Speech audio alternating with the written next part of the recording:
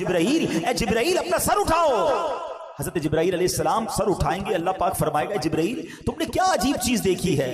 अर्ज करेंगे या अल्लाह मैंने एक आवाज सुनी है, कोई शख्स जहन्नम के गहरे घड़े में या हन्नान या मन्नान पुकार रहा। अल्लाह पाक फरमाएगा जिब्राइल मालिक यानी दरोगा जहन्नम के पास जाओ और उन्हें कहो कि वो बंदा जो या हन्नान या मन्नान पुकार रहा है इसे जहन्नम से निकाल लाओ। हजरत जिब्राइल अलैहिस्सलाम जहन्नम के दरवाजे पर तशरीफ ले जाएंगे, दस्तक देंगे, हजरत मालिक बाहर आएंगे, हजरत जिब्राइल अलैहिस्सलाम उन्हें अल्लाह पाक का हुक्म सुनाएंगे। हुक्म सुनकर हजरत मालिक अलैहिस्सलाम जहन्नम के अंदर जाएंगे। हमारे प्यारे आका अलैहिस्सलाम ने फरमाया जैसे माँ अपने बच्चों को पहचानती है, हजरत मालिक ऐसे ही जहन्नम को पहचानते हैं। इसके बावजूद आप या हन्नान या मन्नान कहने वाले शख्स को तलाश नहीं कर पाएंगे। बाहर तशरीफ लाएंगे, हजरत जिब्राइल से अर्ज करेंगे ए जिब्राइल जहन्नम ने गहरा सांस लिया है, इसलिए कौन सी चीज पत्थर है, कौन सी चीज लोहा है और कौन इंसान है इसकी पहचान नहीं हो रही। हजरत जिब्राइल फिर अल्लाह की बारगाह में सजदा करेंगे। अल्लाह पाक इरशाद फरमाएगा ए जिब्राइल सर उठाओ, तुम या हन्नान या मन्नान कहने वाले को क्यों नहीं लाए? जिब्राइल अर्ज करेंगे मौला दारोगा जहन्नम हजरत मालिक ने भी माजरत कर ली है, कहते जहन्नम ने सांस लिया है, उसकी वजह से पत्थर लोहे और इंसानों के दरमियान कोई फर्क नहीं बचा है। अल्लाह गोया सभी जलकर जिसको कहना कोयला बन चुके, किसी चीज की पहचान नहीं हो पा रही है। अल्लाह पाक फरमाएगा मगर उस सूरत में हमारे लिए क्या क्या मैसेजेस हैं और कैसा दिल हिला देने वाला पैगाम है, आइए आज वो आपको बताता हूं। खादिम मुस्तफ़ा साहबी रसूल हजरत अनस बिन मालिक रदियल्लाहु ताला अन्हु फरमाते हैं कि प्यारे आका मक्की मदनी मुस्तफ़ा सल्लल्लाहु ताला अलैहि वसल्लम की मुबारक आदत थी कि अगर कोई सहाबी 3 दिन तक बारगाह रिसालत में हाजिर ना होते तो आप उनसे मुताल्लिक पूछते कि वो कहाँ हैं, और अगर वो सफर पर होते तो उनके लिए दुआ फरमाते, अगर मदीने पाक में होते तो उनसे मुलाकात के लिए तशरीफ ले जाते, अगर कोई सहाबी बीमार होते तो मेरे आका उनकी इयादत के लिए तशरीफ ले जाते। एक बार का वाकया कि एक अंसारी सहाबी रदियल्लाहु ताला अन्हु 3 दिन तक बारगाह रिसालत में हाजिर ना हुए। नबी पाक अलैहिस्सलाम ने सहाबा से पूछा कि वो कहाँ है, नजर नहीं आ रहे। कहा हुजूर वो तो शदीद बीमार हैं। ये खबर सुनकर सरदार अंबिया महबूब खुदा सल्लल्लाहु ताला अलैहि वसल्लम ने हजरत अबू बकर सिद्दीक और हजरत उमर फारूक और चंद दीगर सहाबा को लिया और उनकी इयादत के लिए तशरीफ ले गए। आए हाय सहाबी की किस्मत तो देखो, आका भी जा रहे हैं, सिद्दीक अकबर भी जा रहे हैं, उमर फारूक भी जा रहे हैं। सरे बाली उन्हें रहमत की अदा लाई है, सरे बाली उन्हें रहमत की अदा लाई है, हाल बिगड़ा है तो बीमार की बन आई है। अब क्या हुआ, आका अलैहिस्सलाम आखिरी नबी रसूल हाशिमी सल्लल्लाहु अलैहि वसल्लम ने अपने प्यारे सहाबी को देखा, वाकई शदीद बीमार थे। आपने खूबसूरत और प्यारे अंदाज में तीमारदारी फरमाई, अहवाल पूछा, हाल पूछा। तो उस सहाबी ने अपना हाल अर्ज करते हुए अपनी बीमारी का एक बड़ा कमाल का मतलब वाकया बताया कि बीमार हुआ कैसे में। कहते हुजूर बात यह है कि एक रोज मैं मगरिब की नमाज में आपकी मस्जिद में हाजिर हुआ, आप नमाज पढ़ा रहे थे, मैं आपके पीछे नमाज पढ़ रहा था, और आपने उस रोज नमाज में सूरह कारिआ की तिलावत की है। कुरान पाक के 30वें पारे में ये सूरत है सूरह कारिआ। हुजूर आपने तिलावत की, उस तिलावत को सुनकर नमाजी के अंदर मुझ पर ऐसा खौफे खुदा का गलबा हुआ, मैंने दुआ की ए अल्लाह मुझे दुनिया ही में आजमाइश में डाल दे, आखिरत में आजमाइश में ना डालना। हुजूर बस वो दुआ करना है और मेरी ऐसी हालत हो गई है, मैं बीमारी में आ गया हूं, आजमाइश में आ गया। अल्लाह अकबर, मेरे आका क्या प्यारे आका हैं। नबी पाक अलैहिस्सलाम फरमाते हैं कि तुमने बुरा किया, ये बात दुरुस्त नहीं है। क्या ये दुरुस्त नहीं था कि तुम अल्लाह अज़्ज़ा वजल से दुनिया की भी भलाई मांगते और आखिरत की भी भलाई मांगते और जहन्नम से बचने की दुआ भी करते? यानी तुमने क्यों ये कहा कि या अल्लाह मुझे दुनिया में आजमाइश डाल दे, आखिरत में ना डालना? मेरे रब के खजानों में तो कमी नहीं ना, उससे दुनिया की भी भलाई मांग लेते, आखिरत की भी भलाई मांग लेते। क्या प्यारी तरबियत फरमाई। अब नबी पाक ने हुक्म दिया कि अभी दुआ करो, और दुआ करो दुनिया और आखिरत की भलाई की दुआ मांगो। साहबी ने हाथ उठाए, आका का हुक्म था, उसी वक्त दुआ मांगी। नबी पाक ने खुद भी उनके लिए दुआ फरमा दी। اب میرے آقا دعا فرمائے تو رد کیسے ہو سکتی ہے؟ بریلی کے تاجدار امام عشق و محبت لکھتے ہیں نا، اجابت کا صحرا عنایت کا جوڑا دلہن بن کے نکلی دعائے محمد. اجابت کہتے ہیں قبولیت کو، قبولیت اجابت نے جھک کر گلے سے لگایا بڑی ناز سے جب دعائے محمد صلی اللہ علیہ وسلم. اور ایسا ہی ہوا، اس دعا کا اثر ایسا ہوا کہ کوئی رسیوں سے جکڑا ہوا ہو اور وہ آزاد ہو جائے، وہ صحابی اسی وقت کھڑے ہو گئے اور صحت مند بھی ہو گئے. اب اس ایک واقعے سے اللہ اکبر کیا کمال کا واقعہ ہے، کیا کیا سیکھنے کو ملا. پہلی بات، نماز کیسی تھی، پڑھانے والا کون تھا اور پڑھنے والے کون تھے. آقا تلاوت کر رہے اور صحابہ پیچھے نماز پڑھ رہے ہیں، لیکن ان کی نماز میں انہماک، خشوع و خضوع کا عالم کیسا تھا. ایک تو قرآن سمجھتے تھے، پھر اس کا اثر لیتے تھے. تلاوت کیا ہو رہا ہے اس کو جانتے اور اس کا اثر لیتے تھے. سب نے عشاء کی نماز اکثر نے پڑھی ہوگی. اگر میں یہ سوال کر لوں، ہاتھ نہیں اٹھائیے گا، اپنے آپ سے خود ہی سوال کر لیں، امام صاحب نے کیا تلاوت کی پہلی رکعت میں اور دوسری رکعت میں؟ ارے عبدالحبیب بھائی، اب تو ذرا دکان کا حساب ساتھ چل رہا تھا ہمارا، تو ہمیں کیا پتا کیا تلاوت ہوئی. کبھی ٹیسٹ لے لیا کرو، سلام پھیرتے ہی پوچھ لیا کرو اپنے آپ سے کہ آج کیا تلاوت ہوئی. اچھا یاد بھی ہے، مثال کے طور پہ چلو کسی کو یاد ہے آج امام صاحب نے سورہ فیل پڑھی تھی، یا جناب تبارک الذی پڑھی تھی، یا کون سی سورت پڑھی تھی، معنی کیا اس کا تو یہ تو نہیں پتا. کب تک ہم قرآن بغیر سمجھے سنتے رہیں گے اور پڑھتے رہیں گے؟ کب قرآن کے نور کو اور اس کی چاشنی کو دل میں محسوس کریں گے؟ کب انڈرسٹینڈنگ آف قرآن کریں گے؟ میں نہیں کہتا، ہونا تو یہی چاہیے کہ مسلمان ہونے کی حیثیت سے مجھے اور آپ کو پورا قرآن ایک بار تو زندگی میں ہم نے ترجمہ اور تفسیر سے پڑھا ہوتا. لیکن چلو بھائی، پورا قرآن پڑھنے کی بات کرتے تو لوگ ہی بھاگ جاتے ہیں.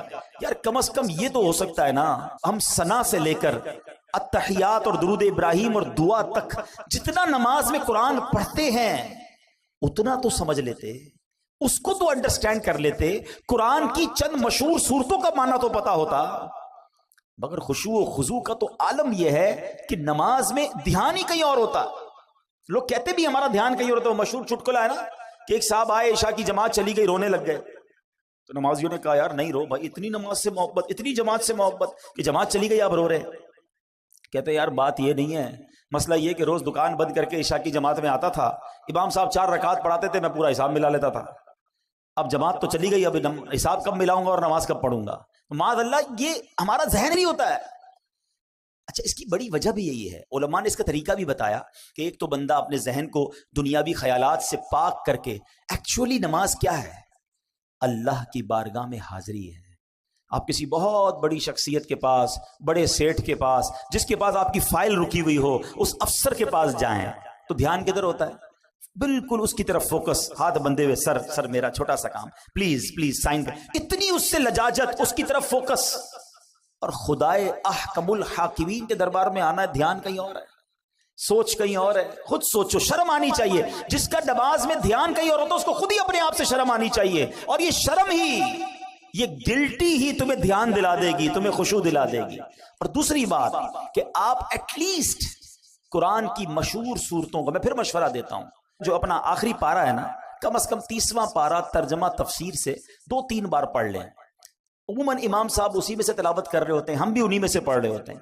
آپ جب پتا چلے گا نا کہ آپ بات کیا کر رہے ہو، الحمدللہ رب العالمین الرحمن الرحیم مالک یوم الدین، اب آپ قرآن کے ساتھ ہوں گے، نور کے دریا میں تیر رہے ہوں گے. رحمان کی بات ہو رہی ہے، رحیم کی بات ہو رہی ہے، یوم الدین یعنی قیامت کے مالک کی بات ہو رہی ہے. اب اللہ سے التجا ہو رہی ہے، ایاک نعبد و ایاک نستعین، اے اللہ ہم تیری ہی عبادت کرتے ہیں، تجھی سے مدد چاہتے ہیں. اب آگے چلیں گے، اے اللہ اس راستے پر چلا دے جو تیرے پسندیدہ بندوں کا راستہ ہے، اس راستے سے بچا لے جو تیرے غضب والوں کا راستہ ہے. اب جناب رحمت کی آیتیں آئیں گی، دل جھومنے لگے گا. عذاب کی آیتیں آئیں گی، آنسو بہنے لگیں گے. واللہ میری بات کو سمجھ لو، جس کو قرآن سمجھ آنے لگ گیا نا، کبھی کبھی جب اچھا قاری تلاوت کرتا ہے، امام صاحب تلاوت کرتے ہیں نا، جن کو قرآن سمجھ آ رہا ہوتا ہے نا، وہ کہتے ہیں امام صاحب رکوع میں نہ جائیں، اور تلاوت کریں، اللہ کی اور باتیں سنائیں، ہمیں اور قرآن کی باتیں سنائیں، کیونکہ قرآن کے ساتھ وہ اٹیچ ہو جاتے ہیں.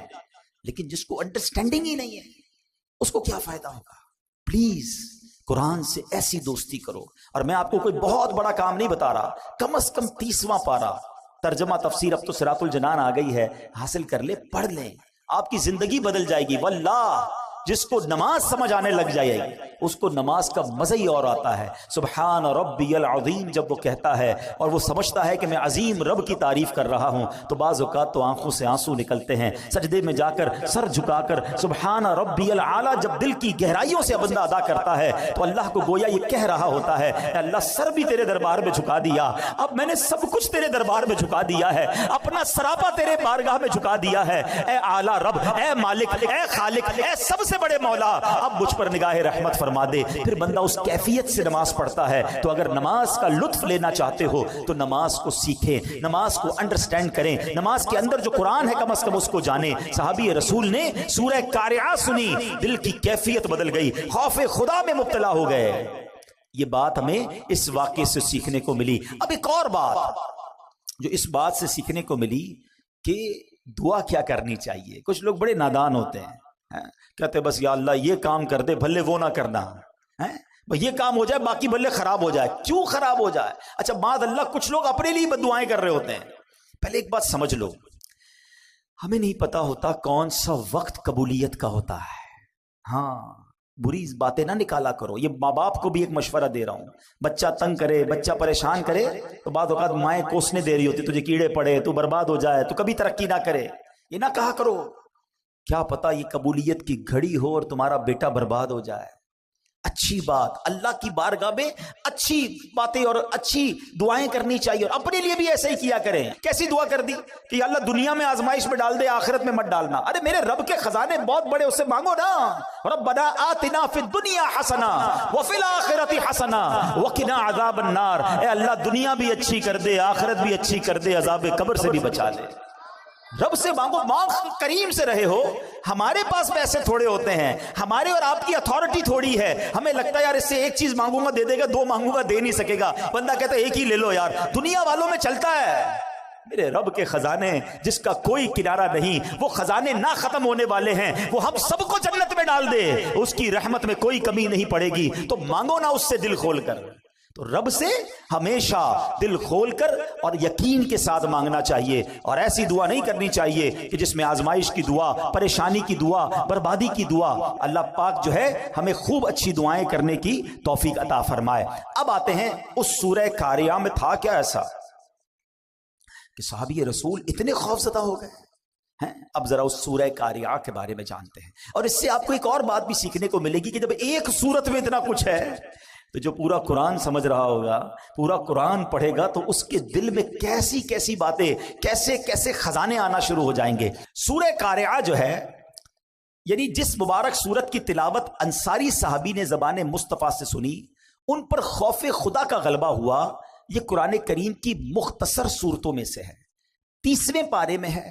اس میں 1 رکوع ہے اور 11 آیتیں, بس صرف 11 آیات تلاوت کرو تو 2 منٹ میں پوری ہو جاتی ہے.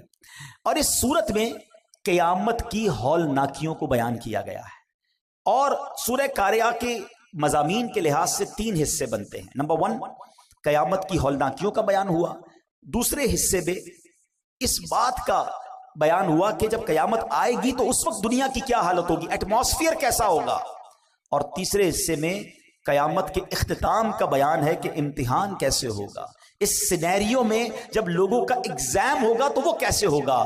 صرف 11 آیتوں میں رب نے قیامت کا نقشہ بھی کھینچ دیا اور کیا ہوگا اس میں یہ بھی بتا دیا.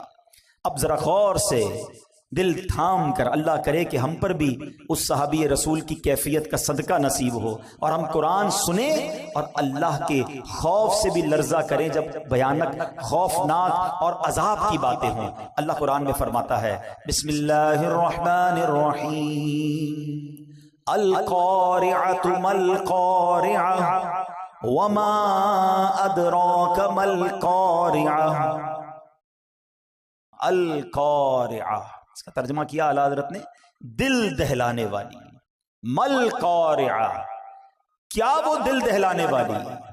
وما ادراک مل قارعہ, اور تم نے کیا جانا کیا ہے وہ دل دہلانے والی.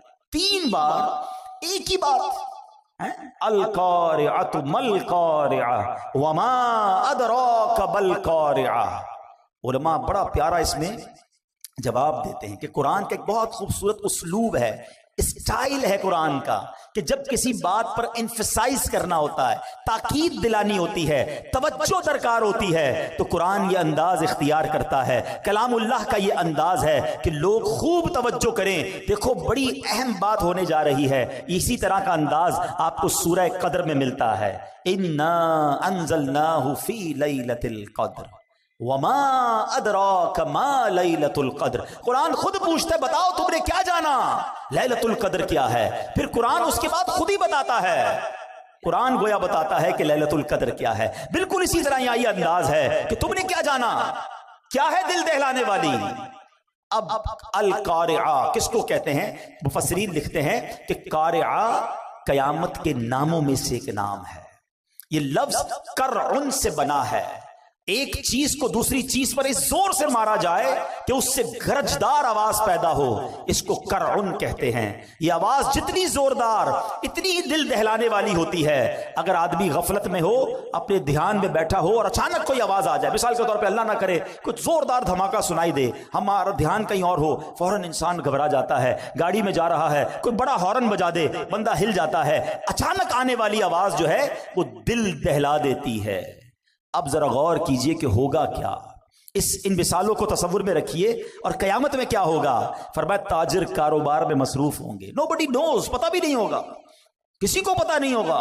تاجر کاروبار میں مصروف ہوں گے، خواتین گھر کے کام کاج میں مصروف ہوں گی، کسان کھیتوں میں مصروف ہوں گے، کوئی کھانا کھا رہا ہوگا، کوئی اپنے دوستوں کے ساتھ باتیں کر رہا ہوگا۔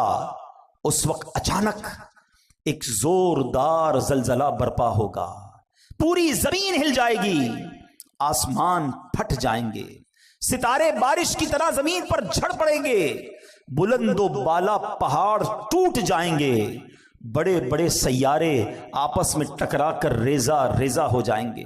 ذرا تصور تو کیجئے وہ کیسا ہولناک دھماکہ ہوگا، کیسا زلزلہ ہوگا، اس وقت دل کیسے دہل جائیں گے، کیسی بدحواسی ہوگی۔ اور یہ دن آنا ہے، قرآن نے ایک اور جگہ اس کو بیان کیا، ان زلزلۃ الساعۃ شیء عظیم یوم ترونها تذہل کل مرضعۃ عما ارضعت وتضع کل ذات حمل حملها وترى الناس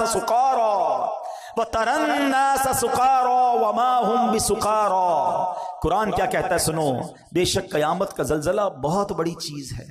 جس دن تم اسے دیکھو گے تو حالت یہ ہوگی کہ ہر دودھ پلانے والی اپنے دودھ پیتے بچے کو بھول جائے گی، ماں دودھ پیتے بچے کو بھول جائے، اتنی گھبراہٹ ہوگی۔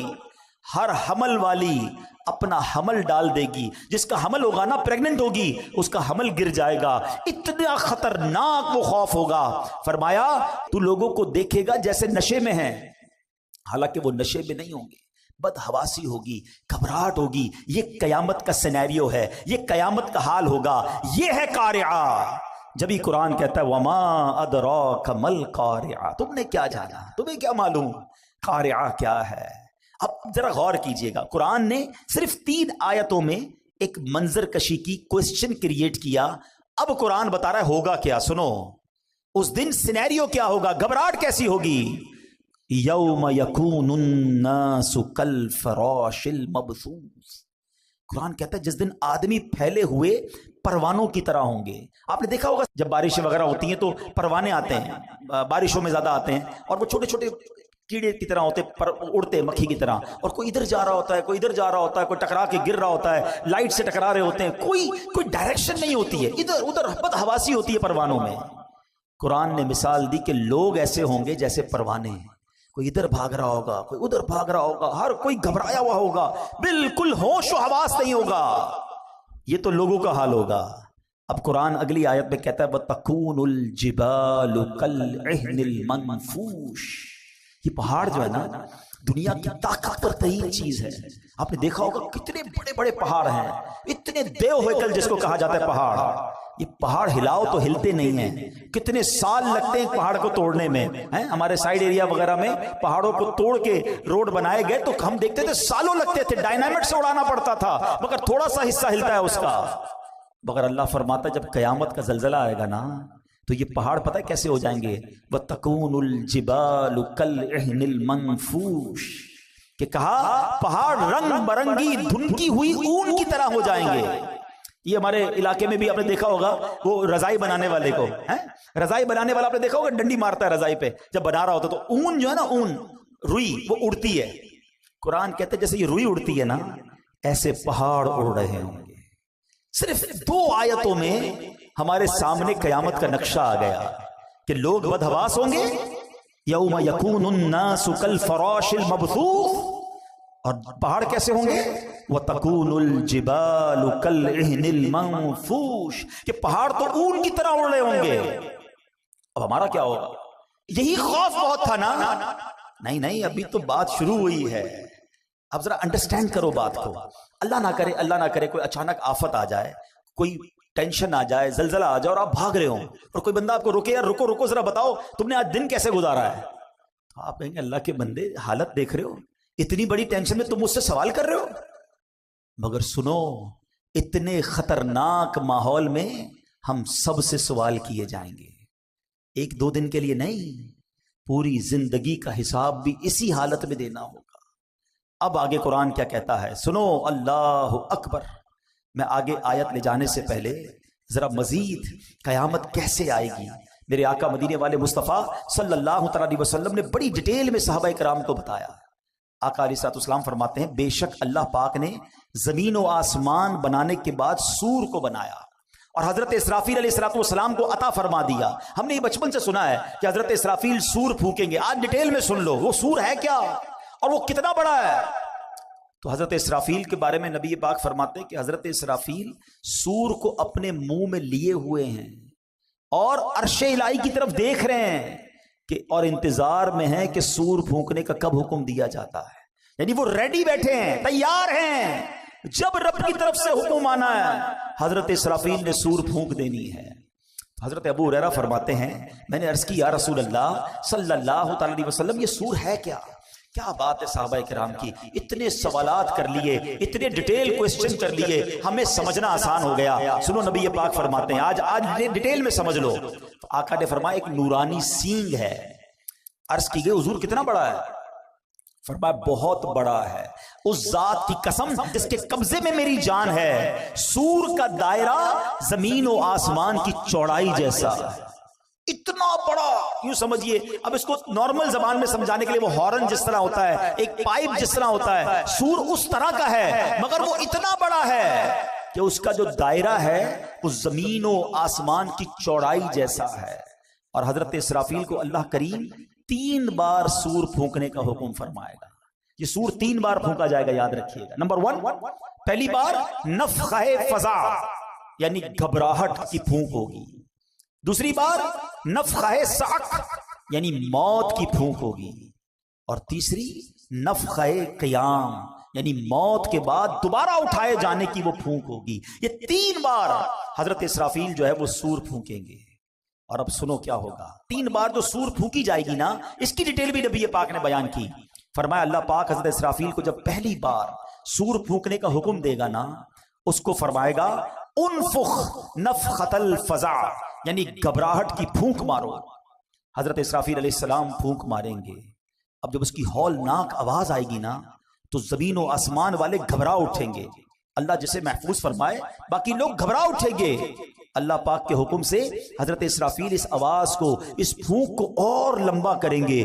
اب اس کی ہولناکی سے پہاڑ ہلنے لگیں گے, بادل چلتے ہیں ایسے پہاڑ چلنے لگیں گے, ریزہ ریزہ ہو جائیں گے, شدید زلزلہ طاری ہو جائے گا. جیسا کہ اللہ پاک فرماتا ہے یوم ترجف الراجفہ تتبعها الرادفہ قلوب یومئذ واجفہ, جس دن تھر تھرانے والی تھر تھر آئے گی, اس کے پیچھے آئے گی پیچھے آنے والی, دل اس دن خوف زدہ ہو جائے گے. ایک جگہ نہیں, قرآن میں جگہ جگہ قیامت کی منظر کشی کی گئی ہے, قیامت کا حال بیان کیا گیا ہے. نبی پاک علیہ السلام نے مزید فرمایا کہ اس وقت زمین سمندر میں پھنسی ہوئی اس کشتی کی طرح ہوگی جسے سمندر کے تھپیڑے لگتے ہیں. کشتی کے سوار کبھی اوندھے گرتے ہیں. اس وقت دودھ پلانے والیاں دودھ پیتے بچوں کو بھول جائیں گی, حمل والیوں کے حمل گر جائیں گے, بچے دہشت کے سبب بوڑھے ہو جائیں گے, شیطان زمین کے کناروں کی طرف بھاگیں گے, فرشتے مار کے انہیں پھر زمین کی طرف ڈال دیں گے. عجب کوہرام ہوگا, لوگ ادھر سے ادھر بھاگ رہے ہوں گے, ایک دوسرے کو پکار رہے ہوں گے. ابھی لوگ اسی حال میں ہوں گے کہ زمین پھٹ جائے گی. اب لوگوں پر ایسی کیفیت اور خوف اور دہشت طاری ہوگی کہ اللہ پاک ہی بہتر جانتا ہے. سنو، آسمان بھی گلی ہوئی چاندی کی طرح پھٹ جائے گا، سورج اور چاند بے نور ہو جائیں گے اور آسمان کو اس کی جگہ سے کھینچ لیا جائے گا. یہ پہلی سور پھونکنے کے بعد حال ہوگا، اور یہ نبی پاک صحابہ کو بتا رہے ہیں. اب دوسری سور پھونکنے کا وقت آئے گا.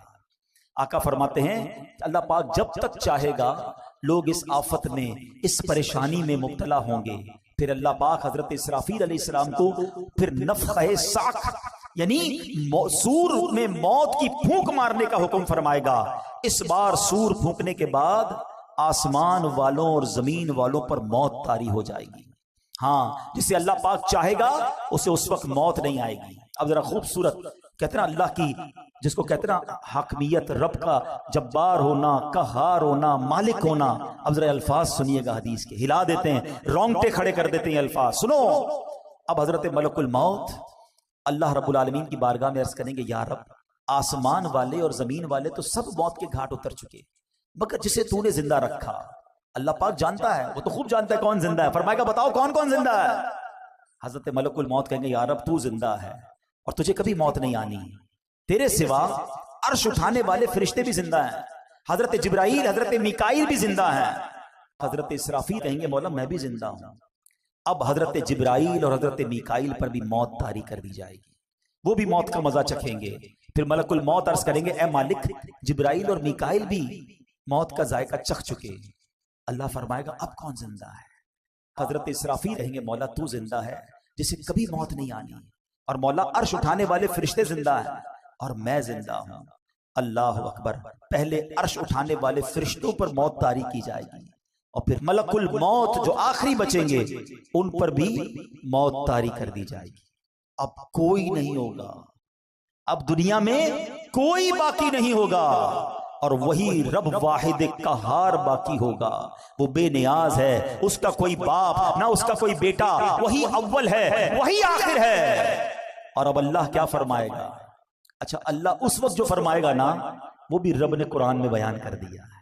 کاش قرآن پڑھنے والے بن جاتے ہیں. سب کچھ موجود ہے قرآن میں.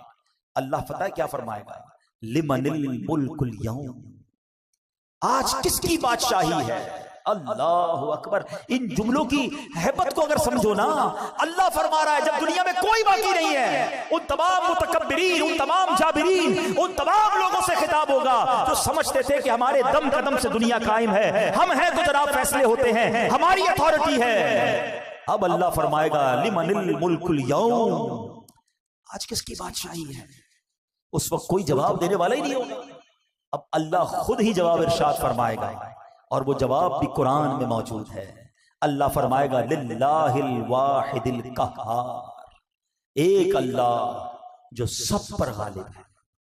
ہائے ہائے میرا رب باقی رہنے والا ہے، وہ حی ہے، وہ قیوم ہے. پھر فرمایا میرے آقا نے زمین اور آسمان کو یوں لپیٹ لیا جائے گا جیسے کاغذ لپیٹتے ہیں. پھر اس زمین کی جگہ کوئی اور زمین بچھا دی جائے گی، آسمان کی جگہ اور آسمان بنا دیا جائے گا. اب اللہ پاک 3 مرتبہ فرمائے گا میں ہوں جبار، جسے میرا شریک ہونے کا دعویٰ ہے سامنے آئے. آج دنیا میں کئی لوگ معاذ اللہ اللہ کے سامنے اور غیر اللہ کی عبادت کرتے ہیں. اس وقت رب ارشاد فرمائے گا کون ہے میری شرکت کا دعویٰ دار، آ جائے میرے سامنے. اللہ اکبر. کوئی سر اٹھانے والا نہیں ہوگا. مخلوق کو اب اس نئی زمین پر ڈال دیا جائے گا. جو پہلے قبروں میں تھے اب نئی زمین کی قبروں میں ہوں گے، جو پہلے زمین کی سطح پر مرے ہوئے تھے اب نئی زمین کی سطح پر مرے ہوں گے. اب ایک قیامت کا نیا نقشہ بن جائے گا. آخری نبی رسول ہاشمی صلی اللہ تعالی علیہ وسلم اپنا پرسوز بیان جاری رکھتے ہوئے مزید فرماتے ہیں اب اللہ پاک فرمائے گا عرش اٹھانے والے فرشتے زندہ ہو جائیں. رب نے فرمانا ہے نا، وہ فرشتے زندہ ہو جائیں گے. حکم ہوگا جبرائیل اور میکائیل زندہ ہو جائیں، وہ بھی زندہ ہو جائیں گے. اب اللہ پاک حضرت اسرافیل کو حکم دے گا مرنے کے بعد اٹھائے جانے والی سور پھونکو. اب حضرت اسرافیل تیسری بار سور پھونکیں گے اور اس سے تمام روحیں نکل آئیں گی. اللہ پاک فرمائے گا میری عزت و جلال کی قسم اب ساری روحیں اپنے جسموں میں چلی جائیں. تمام روحیں اپنے جسموں میں چلی جائیں گی، اب زمین کھلے گی اور آقا فرماتے تم سب اللہ پاک کی بارگاہ میں حاضر ہو جاؤ گے۔ اور یہ بات بھی رب قرآن میں فرماتا ہے مہطعین الی الداع یقول الکافرون ھذا یوم عسر، اس بلانے والے کی طرف دوڑتے ہوئے کافر کہیں گے یہ بڑا سخت دن ہے، یہ ہے قارعہ، القارعۃ ما القارعہ، یہ ہے قیامت۔ اچھا جو قیامت کا حساب کتاب ہے نا وہ تو تیسری بار اٹھنے کے بعد معاملہ شروع ہوگا، یہ تو قیامت طاری ہونے کا منظر تھا کہ قیامت طاری کیسے ہوگی، اس میں دنیا سے لوگ جائیں گے کیسے، کیسے سور پھونکی جائے گی اور پھر دوبارہ اٹھایا جائے گا، حساب و کتاب، میزان کا معاملہ، پل صراط کا معاملہ، یہ تو تیسری باری سور پھونکنے کے بعد ہوگا۔ مگر قرآن ہمیں سمجھا رہا ہے کہ دیکھو وہ دن آنے والا ہے، اس دن کی تیاری کر لو، اور وہ دن کیسا ہوگا؟ اللہ اکبر، قیامت 50,000 سال کا دن ہے۔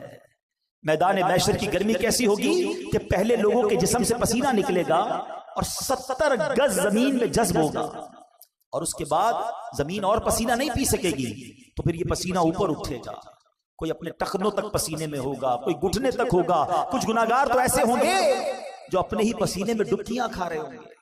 اب اس کیفیت میں کیا ہوگا؟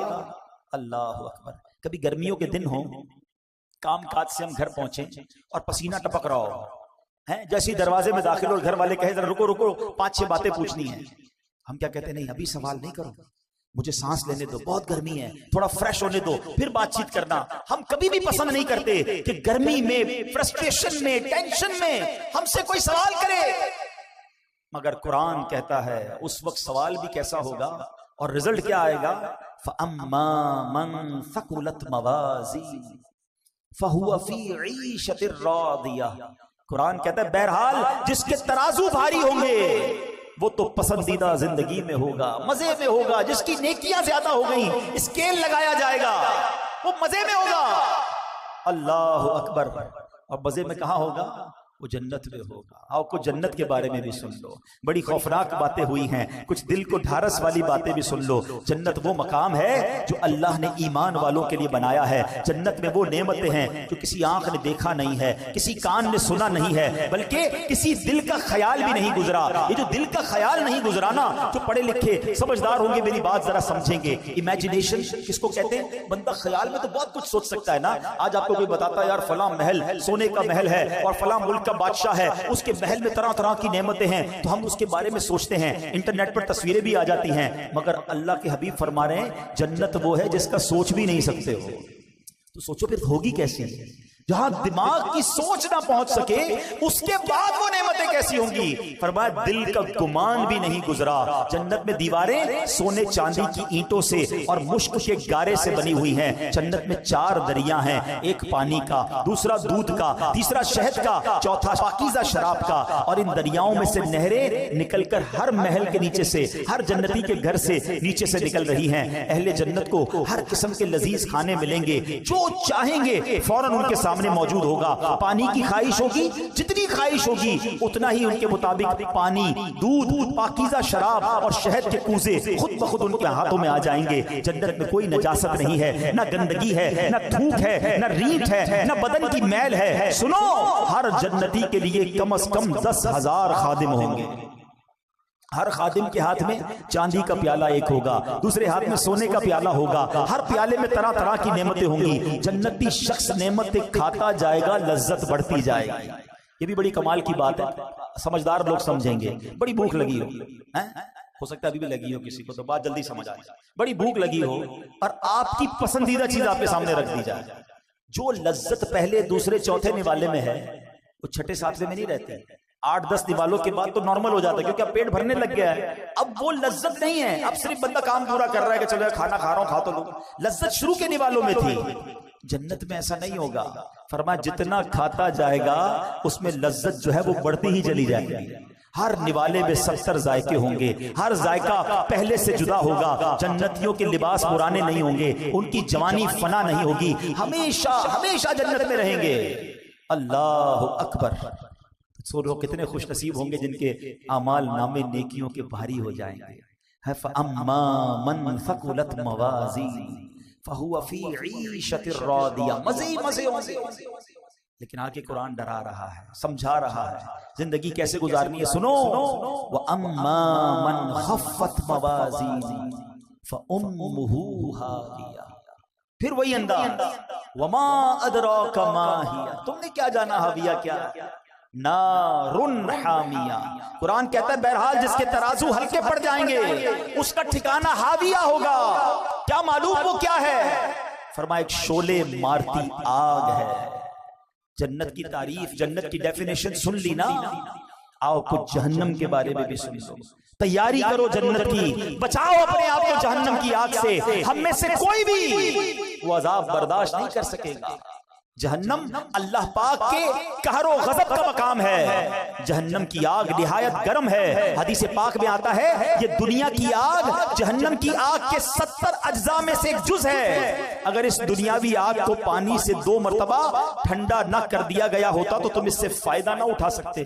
یعنی اس آگ کو ہمیں ٹھنڈا کر کے پیش کیا گیا ہے تو ہم اس آگ سے فائدہ اٹھا سکتے ہیں. جہنم کی آگ 70 ٹائم زیادہ خطرناک ہے. آپ سوچو تو صحیح، اس دنیا کی آگ کی تپش کتنی ہے. خالی دنیا میں چولہے کی آگ نہیں ہے، ایسی آگ ہے جب آتش فشاں پڑتا ہے تو بتایا جاتا ہے کتنے ہزار فارن ہائٹ وہ آگ نکلتی ہے، لوہے کو پگھلا دیتی ہے، شہروں کے شہر تہس نہس ہو جاتے ہیں. اتنی خطرناک آگ دنیا میں موجود ہے. اور جہنم کی آگ اس سے 70 گنا زیادہ خطرناک ہے. دنیا کی آگ اللہ پاک سے دعا کرتی ہے کہ اللہ پاک مجھے جہنم کی آگ میں دوبارہ نہ لوٹانا. آگ پناہ مانگتی ہے جہنم کی آگ سے.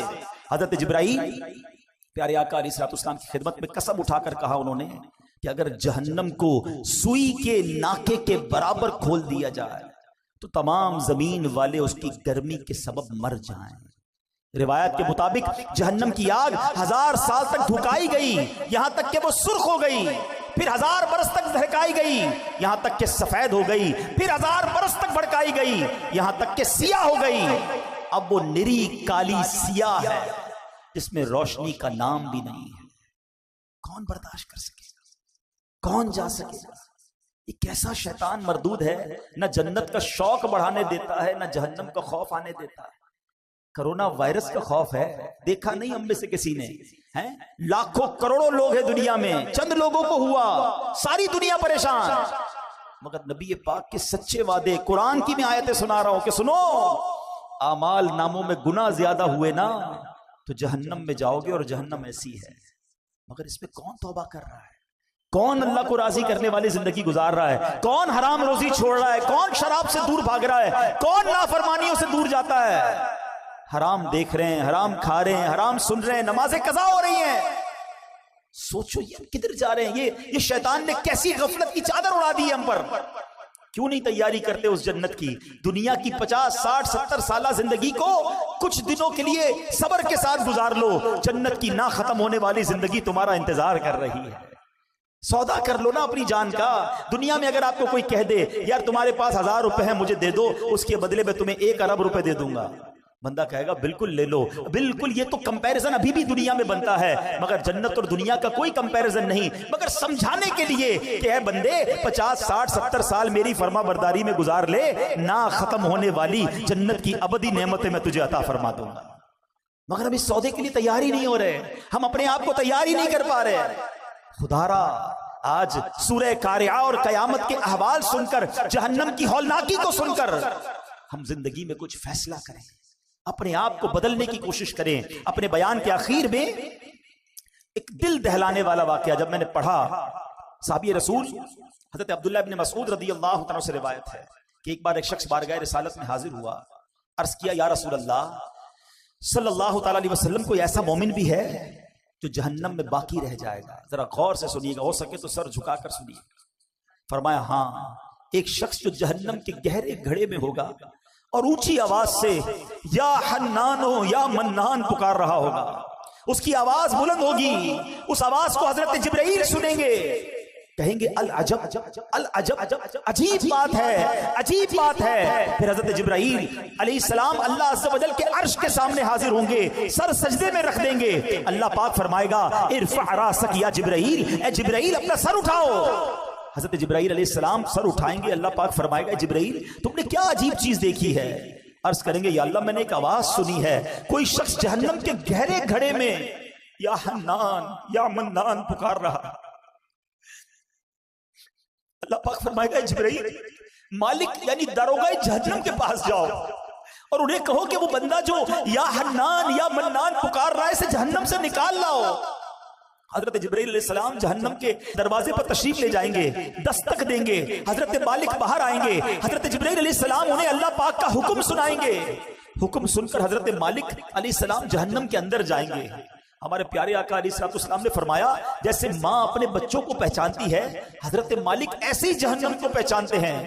اس کے باوجود آپ یا حنان یا منان کہنے والے شخص کو تلاش نہیں کر پائیں گے.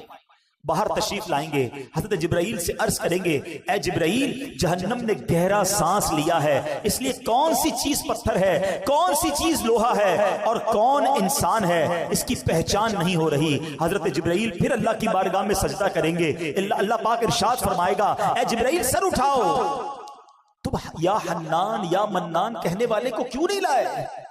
جبرائیل عرض کریں گے مولا داروغہ جہنم حضرت مالک نے بھی معذرت کر لی ہے, کہتے جہنم نے سانس لیا ہے اس کی وجہ سے پتھر لوہے اور انسانوں کے درمیان کوئی فرق نہیں بچا ہے. اللہ گویا سبھی جل کر جس کو کہنا کوئلہ بن چکے, کسی چیز کی پہچان نہیں ہو پا رہی ہے. اللہ پاک فرمائے گا جبرائیل مالک سے کہو میرا بندہ جہنم کے فلاں گھڑے میں فلاں کونے میں اس طرح پڑا ہوا ہے. حضرت جبرائیل جہنم کے دروازے پر جائیں گے اور حضرت مالک کو یا حنان یا منان پکارنے والے کا پتہ بتائیں گے. حضرت مالک جہنم کے اندر جائیں گے تو دیکھیں گے ایک شخص ہے, اس کے پاؤں اس کی پیشانی کے ساتھ اور ہاتھ گردن کے ساتھ بندھے ہوئے ہیں اور جہنم کے سانپ بچھو اس کے ساتھ لپٹے ہوئے ہیں. حضرت مالک اس کی زنجیریں توڑ دیں گے اور جہنم سے نکال کر حضرت جبرائیل علیہ السلام کے حوالے کر دیں گے. حضرت جبرائیل اسے عرش الہی کے سامنے لے کر حاضر ہوں گے, سر سجدے میں رکھیں گے. اللہ پاک فرمائے گا اے جبرائیل سر اٹھاؤ. جبرائیل علیہ السلام سر اٹھائیں گے. اب اللہ پاک اس بندے سے فرمائے گا اے میرے بندے کیا میں نے تیری بہترین تخلیق نہیں کی تھی؟ کیا میں نے تیری طرف رسول نہیں بھیجے تھے؟ کیا ان رسولوں نے تمہیں میری کتاب نہیں سنائی تھی؟ کیا میرے رسولوں نے تجھے نیکی کا حکم نہیں دیا تھا؟ تجھے برائی سے منع نہیں کیا تھا؟ وہ بندہ ساری باتوں کو مانے گا, اقرار کرے گا یا اللہ تو نے میری بہت اعلیٰ تخلیق فرمائی, تیرے رسول بھی تشریف لائے, انہوں نے تیرے احکام بھی سنائے. اللہ پاک فرمائے گا پھر تو نے فلاں گناہ کیوں کیے؟ وہ عرض کرے گا یا اللہ میں نے اپنی جان پر ظلم کیا جس کی سزا میں مجھے جہنم میں ڈال دیا گیا. اللہ اس کے باوجود میری امید نہیں ٹوٹی, مجھے تیری رحمت سے امید تھی, اسی لیے میں یا حنان یا منان پکارتا رہا. مولا تو نے اپنے فضل سے مجھے جہنم سے نکالا ہے, یا اللہ مجھ پر رحم فرما دے.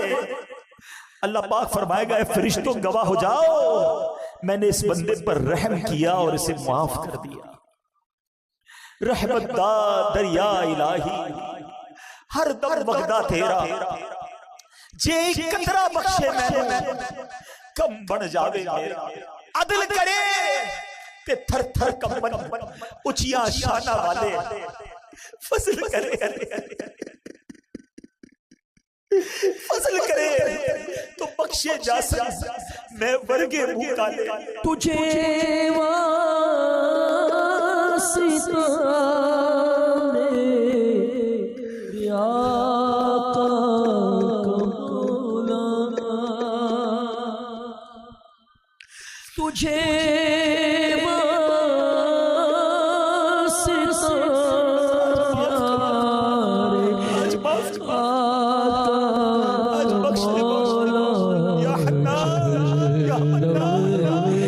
مجھے کو بچایا الہی جہنم سے, مجھے کو بچایا. اے رب کریم گناہ کر چکے, خطائیں کر چکے, بس آج آؤ میٹھے اسلامی بھائی اللہ سے سچی توبہ کرتے ہیں. دوستی کر لو مالک سے, تو بڑا کریم ہے. دنیا والے نہیں معاف کرتے ہیں. عدالت میں جاؤ نا اور اپنے جرم کا اقرار کرو تو سزا سنائی جاتی ہے. جج یہ نہیں کہتا تم نے مان لیا تو جاؤ معاف کرتا ہوں, مگر میرے رب کی عدالت کے دستور نرالے ہیں. بس مجرم ایک بار مان لے, شرمسار ہو جائے, توبہ کر لے, بڑا قریب ہے. دیکھو نا، میں نے اور آپ نے کتنی بار اپنی ماں کی بات نہیں مانی، مگر جب بھی ماں کے پاس گئے اس کے پیر پکڑ لیے، اس کو لجاجت کے ساتھ روتے ہوئے منایا، ماں نے سینے لگایا نا. رب تو کئی ماؤں سے زیادہ چاہنے والا ہے، اس کی رحمت تو چاہتی ہے ہم بخشے جائے. ہم کیسے اس عذاب کو سہ سکیں گے؟ ہم جہنم پہ کیسے جا سکیں گے؟ ہم قیامت کی ہولناکی کیسے برداشت کر سکیں گے؟ بس اب ایک ہی طریقہ ہے کہ رب راضی ہو جائے، ورنہ ہمارے پاس کوئی آسرا نہیں ہے، ہمارے پاس اور کوئی طریقہ نہیں ہے. اگر اللہ ناراض ہو گیا نا پھر کچھ بھی نہیں بچے گا. اور رب راضی ہونا چاہیے، اور رب کی رضا یہ ہے کہ بندہ اس سے معافی مانگے، اس سے توبہ کرے اور آئندہ گناہ نہ کرنے کا پکا ارادہ کرے. آؤ میرے پیارے اسلامی بھائی، قرآن سنا ہے، رب کا کلام سنا ہے. جہاں رب کے غضب کو سنا ہے نا، وہ رحمان بھی بڑا ہے، وہ رحیم بھی بڑا ہے. بلدائے بدکار ہوں بے حد زنینوں خار ہوں، معاف کر دے اللہ. بلدائے بدکار ہوں بے حد زنینوں خار ہوں، مغفرت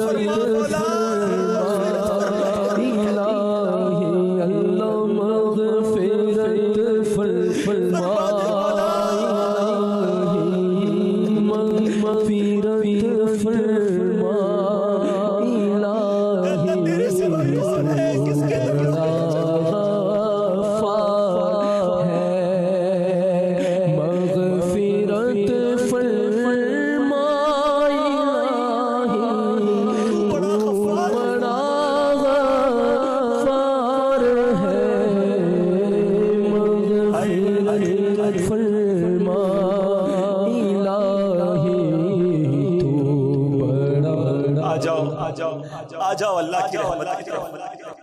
آج اس سے دوستی کر لو. اگر میرا کوئی ایسا بھائی بیٹھا ہے جو نمازیں قضا کرتا ہے، توبہ کر. بس اب سچی پکی نیت کر لو کہ آج کے بعد نماز قضا نہیں کروں گا. اگر کوئی حرام کماتا ہے نا، دیکھو چھوڑ دو اسے، توبہ کر لو، اللہ تمہیں غیب سے حلال دے گا. بس سچی نیت کر لو، رب نے نصیب میں لکھا ہے وہ مل کر رہے گا.